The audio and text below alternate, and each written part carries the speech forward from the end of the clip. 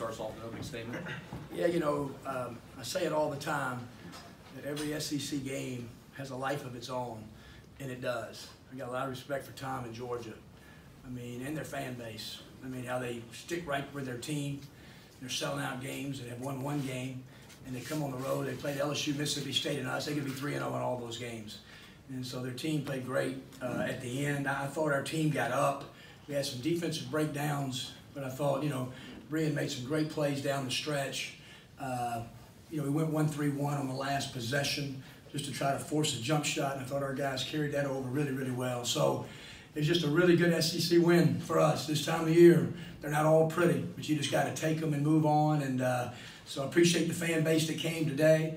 Very enthusiastic. The arena got loud, and so good one. And take the day tomorrow off and get ready for Tennessee on Wednesday. Kermit, were you aware before the game of the players' intention to kneel during the anthem?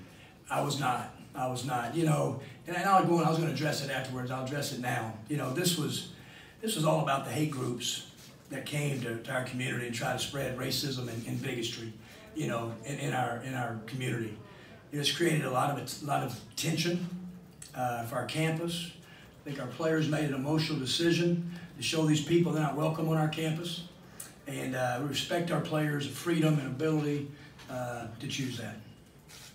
Breein, could you talk about what the last 24 hours or so have been like, and was there a discussion among the players about maybe how you wanted to respond to what was happening in town and on campus? No, I don't think there was any discussion. I think kind of just intertwined with, like Coach said, we're just tired of these hate groups coming to our school and portraying our campus like it's our actual university, having these hate groups in our school. So majority of it was we saw one of our teammates doing it, and we just didn't want him to be alone. So that's what we saw. Was it an in-the-moment decision, or did who started the kneeling? I'm not entirely sure who started it, but I was a part of it. Do you anticipate it being a multi-game thing, or do you think this was just kind of a one-off to show solidarity for what was going on? I don't anticipate it being a multi-game thing. Like I said, we've never done that before, and it really just has to do with them coming to our campus during a basketball event. That event was going on during the game, so.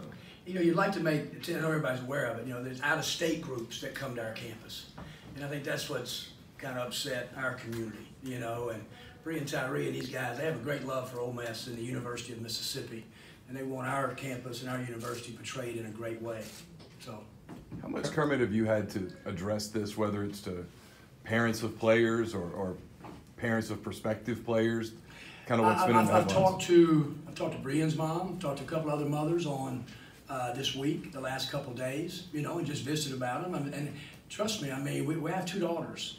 And so the number one thing is the well-being and safety of the students here on campus and our players.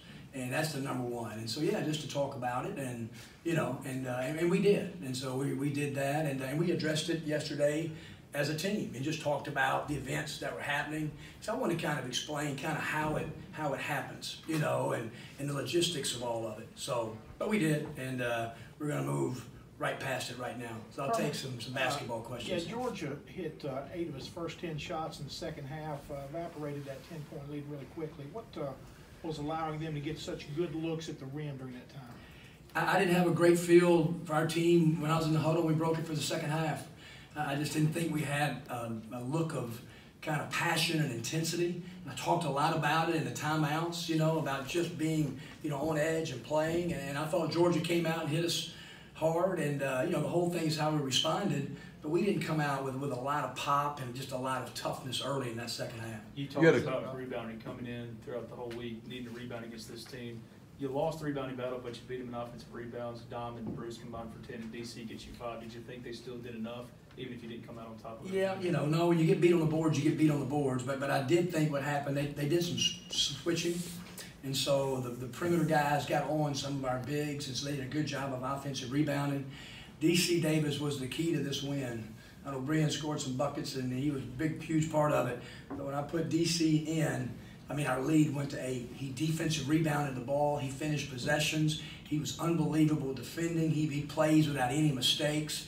And I thought he was probably the most valuable player when that lead went to about 8. You had a couple of huge defensive possessions there in the last minute one before Breein's free throw, and then obviously the 6 seconds after. Can you take us through those? It looks like you guys defended that pretty well. We did. I have to give these guys a lot of credit, you know. And Brein has been, I mean, he's been 1,000% late game, you know. So he was kind of due one. I mean, he's made every one of them.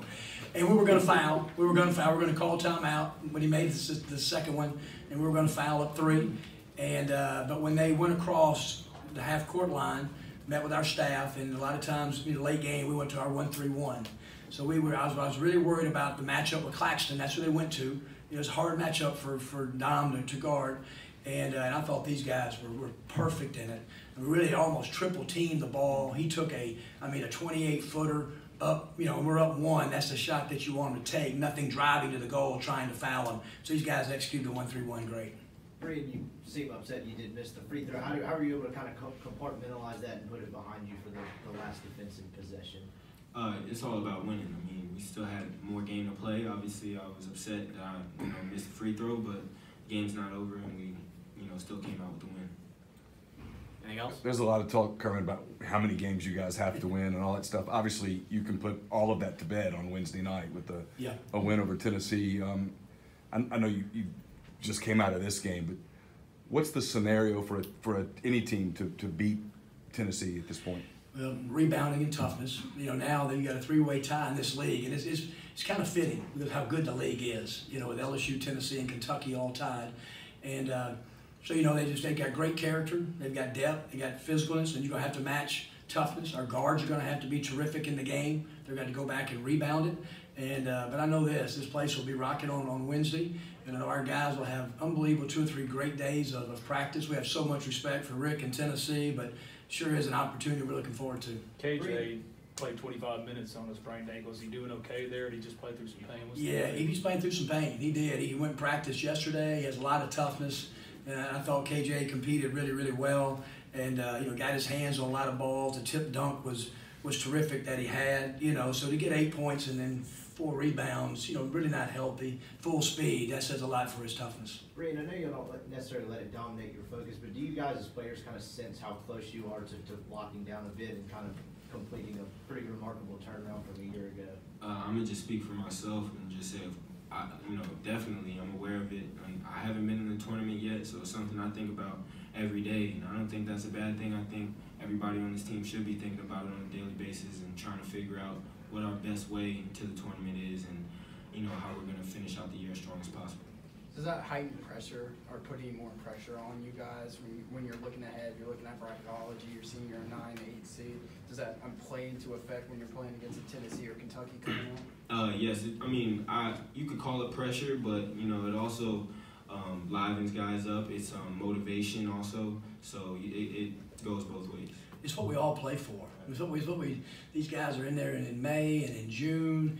And so that like you don't know it's coming, this is not true. Everybody knows. Everybody knows what their net is. I don't care what a coach says. Everybody knows. And so we don't know exactly how many games you have to win, because sometimes that depends on who you beat, But it is. It's every guy's goal and every coach's goal to play in that when you tip it up for the first time. And so it's something we don't harp on, but it's sure something our guys are striving to get to. All right. Thanks, guys.